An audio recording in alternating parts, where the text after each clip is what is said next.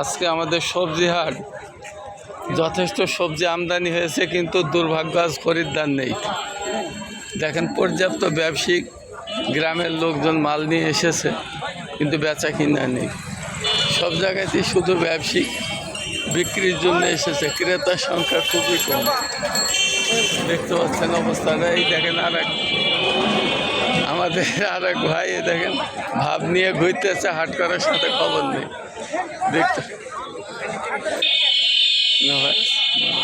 দেখতে পাচ্ছেন সব তরকারি সস্তা, কিন্তু নেওয়ার লোক নেই। দেখতে পাচ্ছেন অবস্থাটা, তরকারি সস্তা কিন্তু নেওয়ার লোক নেই। এই আমাদের গ্রামের পরিবেশ। শহরের যে জিনিস কিনতে পারা যায় না, দাম বেশি, অথচ গ্রামে এগুলি কম দামে বিক্রি হয়, কারণ এখানে উৎপাদন হচ্ছে।